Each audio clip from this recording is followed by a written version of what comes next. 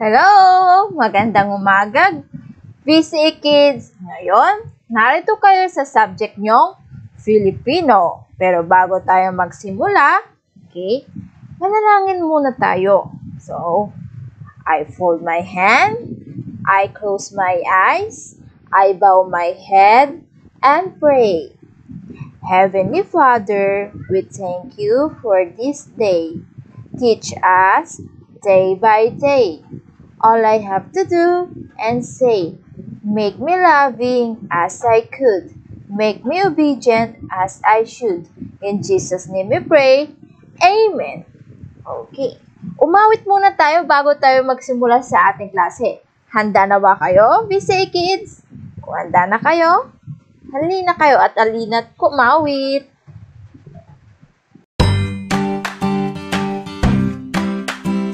Flexi Bear!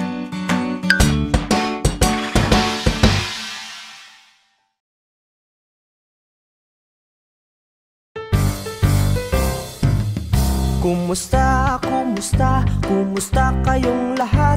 Ako ay masaya na kasama ko kayo. La la la la la la la, la la la la la la la. Kumusta, kumusta, kumusta kayong lahat? Ako ay masaya na kasama ko kayo. La la la la la la la, la la la la la la la.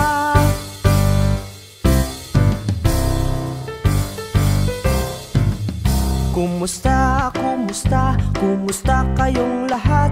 Ako ay masaya na kasama ko kayo. La la la la la la la, la la la la la la la. Kumusta, kumusta, kumusta kayong lahat? Ako ay masaya na kasama ko kayo. La la la la la la la, la la la la la la la.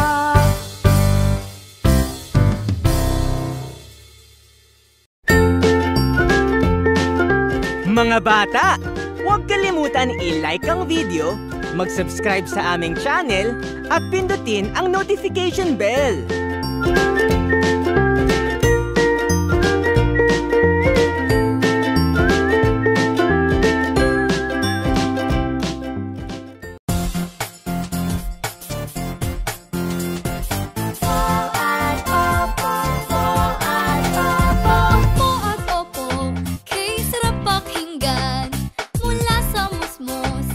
Kabataan, turo sa atin ni nanay at tatay.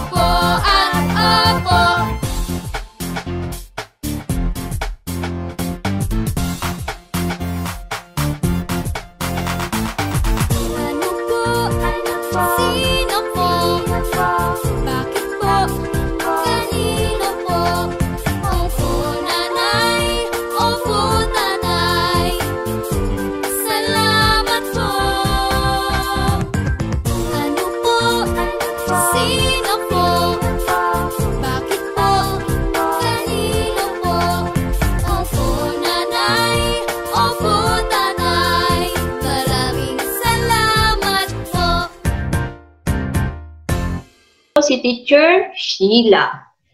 So, nung nakaraan, ang ating pinag-aralan ay tungkol sa pagpapakilala sa sarili. Okay. Natatandaan nyo ba kung bakit mahalaga ang pagpapakilala sa sarili? Di nga. Sige nga, bakit mahalaga ang pagpapakilala sa sarili? Magaling. Para makakuha silang ng impormasyon sa'yo o malaman nila ang impormasyon tungkol sa'yo. So, sa pagpapakilala ng sarili, ano yung dapat gawin o dapat tandaan palagi? Magaling, dapat malakas ang boses, malakas ang loob, masaya or proud kang nagpapakilala, at higit sa lahat, malinaw, at gumamit ng magandang pananalita o paggalang, gaya ng po at opo. Ngayon, konektado ang ating pag-aaralan o bago pag-aaralan ngayon tungkol sa paggamit ng magandang salita o paggamit ng po at opo. So, ang ating bagong pag-aaralan ngayon ay tungkol sa aralin 3, tungkol sa magalang na pananalita. Okay, ano ulit yung pag-aaralan natin sa araw na to? Magaling, magalang na pananalita. Tingnan nga natin kung ano-ano ang dapat nating tandaan sa paggamit o bakit nga ba kailangan magalang ang ating pananalita. Bakit nga ba kailangan maging magalang ang isang bata? Sa tingin nyo? Tama, ang batang magalang ay kinatutuwaan. Dapat pamarisan at tularan ng tanan. So kapag magbabit kang bata, masaya ang iyong magulang o kamag-anak. Halimbawa, ginagalang mo sila. O di kaya palagi kang nagmamano, gaya na nasa larawan. Anong ginagawa ng batang babae? Siya ay nagmamano kay, o maaaring ito ay kanyang papa. At alam nyo ba, ang batang magalang ay kinalulutan. Okay. Ngayon, kung nasa inyo ang inyong aklat o hawak nyo, ito, lunsaran, puno nyo, or pwede nyo naman panoorin na lang sa screen kung gusto nyo sabayan ako, buksan nyo ang aklat nyo sa pahina 14. Okay. Ngayon, sa picture o sa larawan, mapapansin nyo may isang matandang babae at matandang lalaki. At may dalawang estudyante. Ngayon, tignan nga natin kung ano yung gagawin nila o pag-uusapan nila. Magandang umaga mga bata! Tumayo at batiin ang ating punong guro na si Ginoong Reyes. Oh, sino yung naunang nagsalita? Tama, isa siyang guro. Ngayon, sino yung gusto niyang ipakilala? O ano yung dapat daw gawin ng mga bata? Magaling, dapat silang tumayo at batiin ang kanilang punong guro. Anong pangalan ng kanilang punong guro? Magaling, siya si Ginoong Reyes. Tingnan nga natin kung anong gagawin ng bata. Mga bata. Magandang umaga po, Ginoong Reyes. So, ayun nga. Pinati din ba nila yung kanilang guro? O ang kanilang punong guro? Magaling! Gumamit din sila ng po sa paggalang. Ngayon, tingnan nga natin ang susunod. Nasasabihin ng kanilang punong guro kung ano yung isasagot niya sa mga batang bumati sa kanya. Magandang umaga rin sa inyo. Kamusta na kayo? Yun nga. Bumati din ba yung kanilang punong guro sa mga batang bumati? Bumati din ba siya? Tama, bumati din siya ng magandang umaga at kinamusta niya si La ngayon.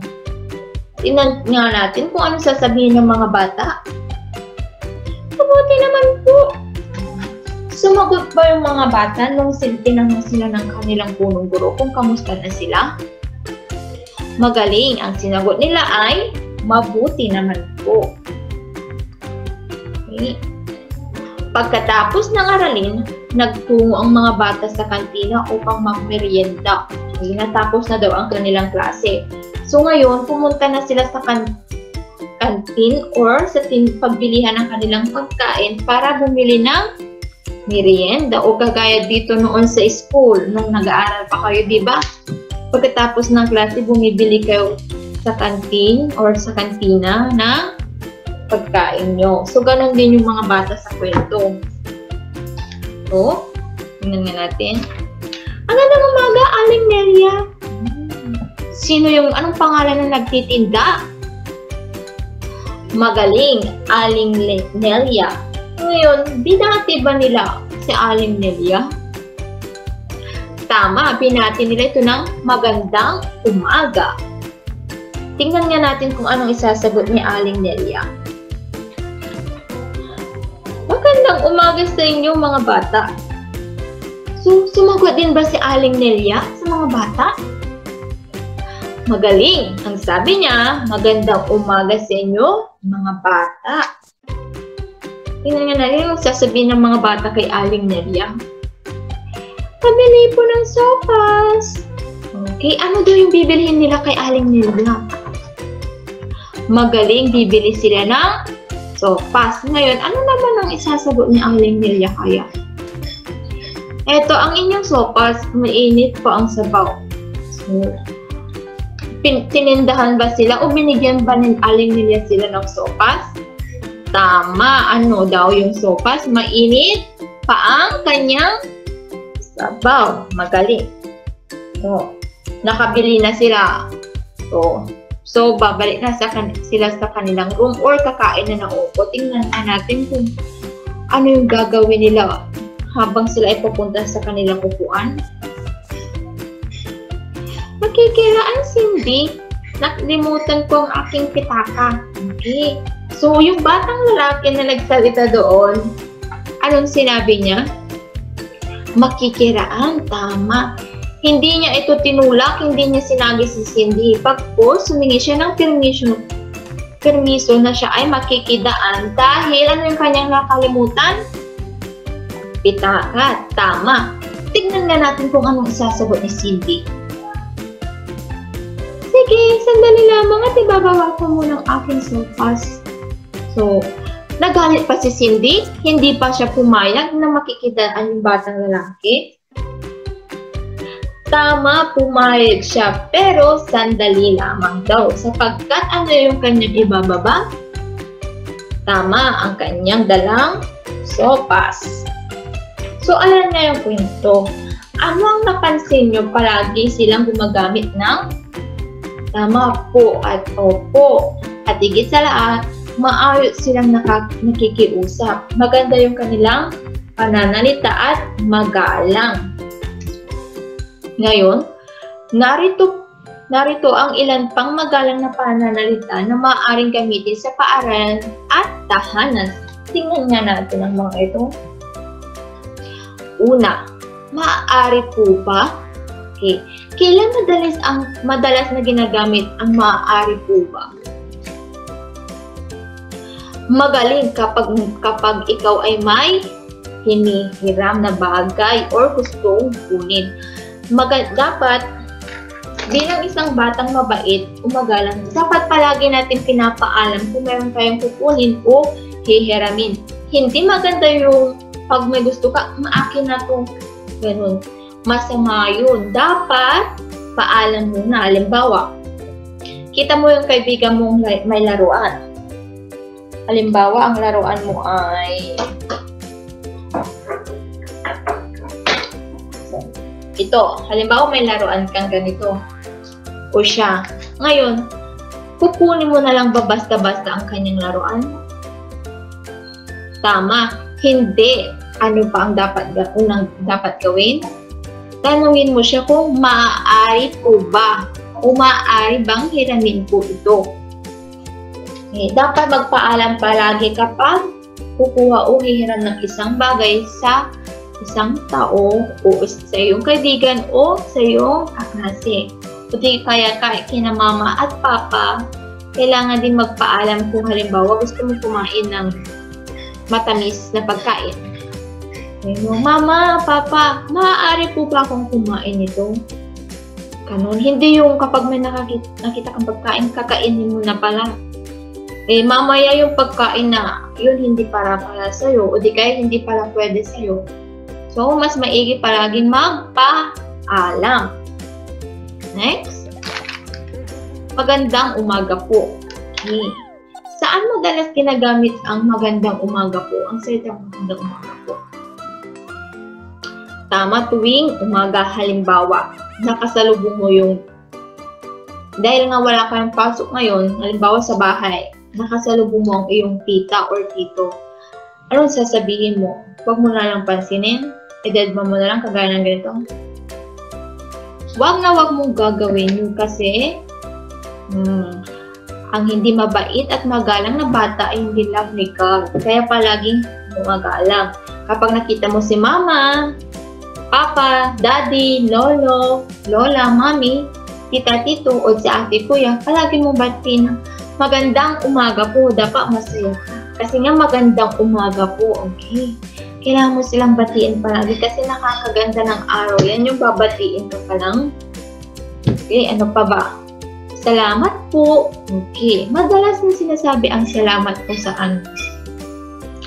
Tama, kapag may natatanggap kang bagay or tinulungan ka.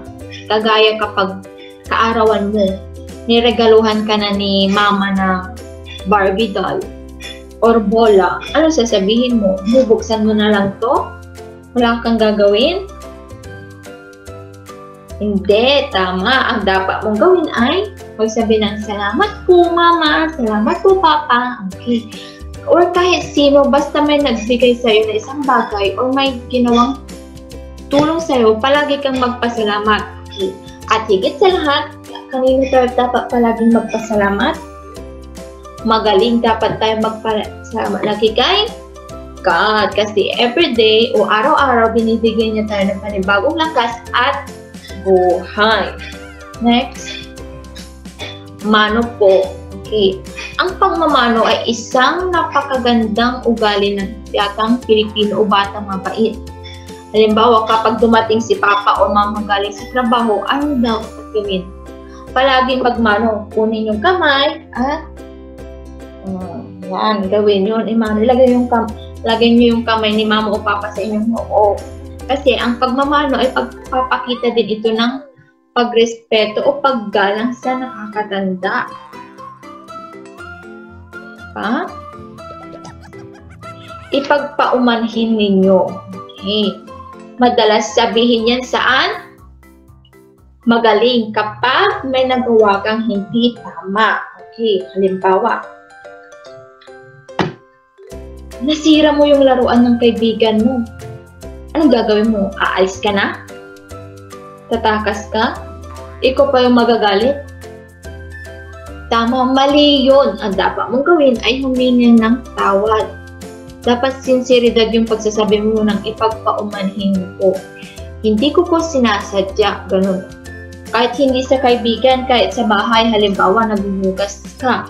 Kung manabasag mo yung plato, o may nasira ka na gamit sa bahay nyo, or may nagawa kang mali, palagi kang humingi ng sorry or ipagpaumanhin sa inyong nagawa ng kasalanan. Para hindi naman para hindi nila sabihin, hindi kayo mabait na bata kasi ang bata mabait, naging alam. Okay, dapat nagsusorry kapag may nagawang mali. Okay, palagi din gumamit ng po, opo sa mga nakakatanda. Huwag nyo yung kakausapin mo lang siya na walang paggalang. Masama yun, hindi yun halimbawa ng isang mabait na bata. Dapat palagi gumamit ng po at opo sa nakakatanda. Lahat, kamusta ka? Kumusta ka? Okay, halimbawa, hindi tayo nagkita ng matagal. Okay. Ang pag-aaral natin ay through video. Ngayon, kapag nagkita tayo, kakamustahin kita. Uy, kamusta ka na? Okay. Kamusta ka na po, teacher? Kamusta ka na, kaibigan? Kamusta ka na, kaklase? Magandang kamustahin mo din yung mga kaibigan mo o mga nakakasama mo para malaman mo kung ayos lang ba sila, kung okay lang din sila, o di kaya baka naman namimiss ka, ganun. So, ayan nga yung mga halimbawa o iba pang pananalita na maaaring gamitin sa paaralan at tahanan. Palagi kong sinasabi, ang batang mabait, magalang sa kanilang magulang, puro at nakakatanda. Palaging gumamit ng po at opo. Dapat maganda yung pananalita palagi. Okay. So, sa tingin ko, handa naman na kayo sa inyong gawain. So, sa inyong akla, buksan sa pahina 17. Okay. Subukan natin sagutan yung gawain A. Pakinggan ang mga sitwasyong babasahin ng guro. Okay. Babasahin po ko yan ng unang bilang. Mamaya. Bilugan ang magalang na pananalita na angkop sa bawat sitwasyon. Okay, bibilugan nyo kung angkop ba or tama ba yung, o ano ba yung gagamitin nyo sa sitwasyon ngayon. Okay, una, ganda nyo ang yung mga lapis. Ganda na ba? Okay, sa unang bilang, binigyan ka ng sandwich ng iyong kamag-aral. Okay, anong sasabihin mo kapag nabigyan ka ng sandwich? Una, salamat. Pangalawa, walang anuman. Anong sasabihin mo? Ibilugan ng iyong sagot. Tapos na ba? Okay. Sa pangalawa, natabig mo ang baunan ng iyong katabi sa upuan. Natabig mo daw na gano'n mo yung tubig, baunan ng tubig ng iyong kakasi or kasama sa upuan. Anong gagawin mo? O anong sasabihin mo? Una, hindi ko sinasadya. Pangalawa, salamat po. Anong sasabihin mo? Bilugan ang iyong sagot. Tapos na, magaling. Daras sa ikatlong bilang. Nais mong dumaan sa harapan ng iyong guro. Dadaan ka daw sa harapan ng guro. Ng iyong guro. Anong gagawin mo o anong sasabihin mo? Makikiraan po. Salamat po. Alin dyan ang dapat sabihin kapag makikitaan ka? Bilugan ang tamang sagot. Okay, tapos na. Okay, para sa pang-apat na bilang. Nakasalubong mo ang iyong guro sa oras ng uwian. Uwian na. Anong gagawin mo o sasabihin mo sa kanya? Maligayang kaarawan. Magandang hapon po. Okay. Alin dyan ang dapat sabihin o alin dyan ang tamang sagot? Ang maligayang kaarawan o magandang hapon po?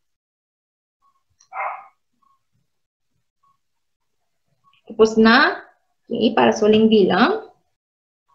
Nabali ang iyong lapis at nais mong humiram sa iyong kamag-aral. Okay, naputol daw yung lapis. Ngayon gusto mong humiram sa kaklase mo. Anong sasabihin mo? Una, maaari bang makahiram ng lapis? Hindi ko sinasadya. So, ano ang tamang sagot? Hihiram ka. Anong sasabihin mo? Maaari bang makahiram ng lapis? O hindi ko sinasadya?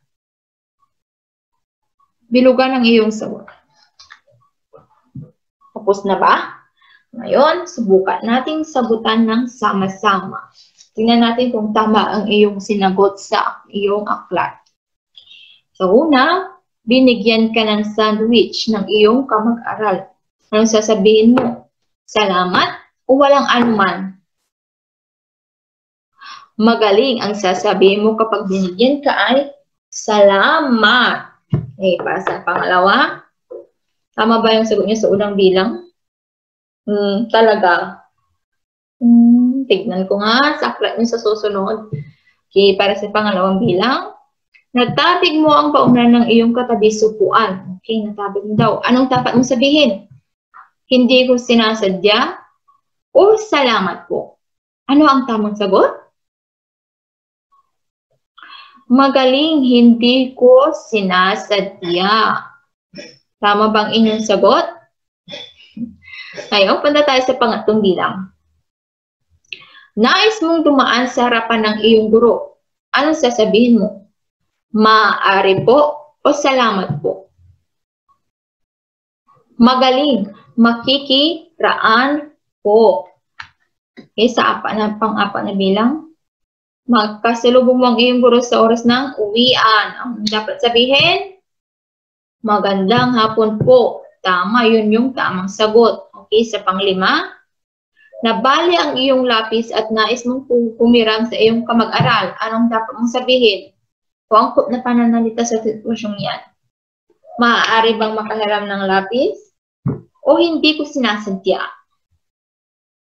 Tama, maaari bang makahiram ng lapis? Tinatanong mo siya kung pwede kang pumiram. Oo, ngayon, punta naman tayo sa ikalawang gawain nyo, sa gawain B. Kulayan ang larawan ng magalang ng mag-aaral. Okay, kukulayan nyo daw kung magalang daw yung mag-aaral. Nagpapakita ng magalang na pananalita ng isang mag-aaral. Mag-aaral, Una, babasahin ko muna lahat. Then, kulayan mo kung dapat ba itong kulayan o hindi. Tapos, mamaya alamin natin kung ano yung tamang sagot. Sa unang kahon, batang lalaki, ang sinabi niya ay, magandang araw po. Okay, magalang na mag-aaral ba yan o hindi? Kukulayan o hindi? Ngayon, sa pangalawang larawan, kahon, salamat po. Okay, batang babae na nagsasabi ng salamat po. Dapat kulayan o hindi? Okay, tapos na. Kulayan ba yun? O hindi? Okay, sa ikatlong box o kahon. Alis dyan. O, alis dyan, sabi niya. Parang pagalit siya. Kukulayan ba yan o hindi? Magalang ba na mag-aaral yan? Okay, next. Upat na kahon. Kamusta ka na? Okay, isang punong guro. Okay. Kamusta ka na? Kinakamusta ka? Ano ba yan? Dapat kulayan o hindi? Tapos na. Okay, sa panglima. Hay, nakakainit naman dito sa paaralan. Okay, batang nagre-reklamo. Magalang ba yan o hindi? Kukulayan ba yan o hindi? Anong iyong sagot? Tapos na. Okay, sa pang-anim. Makikiraan po. Sabi ng isang batang lalaki. Tama ba yung ganawa niya? Magalang na mag-aaral ba? Kukulayan ba yan o hindi?